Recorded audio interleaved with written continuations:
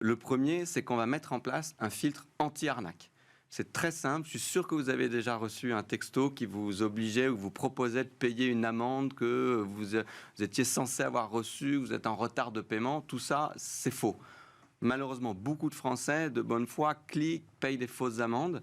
Et donc, à la place, quand vous cliquerez sur ces liens-là, vous aurez un filtre, le filtre anti-arnaque du gouvernement, qui vous dira attention, vous êtes en train d'aller sur une arnaque. À condition que ce site ou ce SMS ait déjà été repéré et recensé comme étant malveillant. Parce que vous dites c'est simple, c'est pas si simple le filtre anti-arnaque à mettre en œuvre. Oui, alors techniquement, c'est un objet complexe. Mais ça, les Français on n'a pas besoin de leur faire rentrer là-dedans. Tous les Français pourront aller signaler des arnaques. Et en fait, très rapidement, parce qu'on est très nombreux, les arnaques reviennent très vite à l'administration.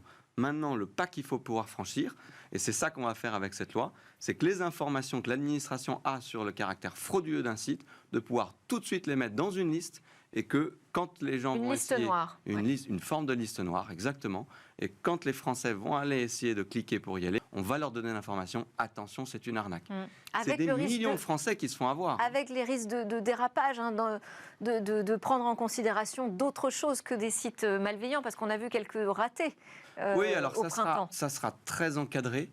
Évidemment, donné à une administration qui sera très compétente pour le faire. Et donc, je pense vraiment, je pense qu'il n'y aura pas de dérapage. Vraiment, je suis très serein là-dessus. L'idée, c'est vraiment d'essayer d'aller chercher 80% des arnaques. On ne pourra pas prévenir toutes les arnaques. Bien sûr, vous savez, les voleurs, ils vont toujours plus vite que les policiers. Mais si on peut aller, pour 80% des cas, éviter que des millions de Français perdent de l'argent dans ces arnaques en ligne, franchement, ça change la vie.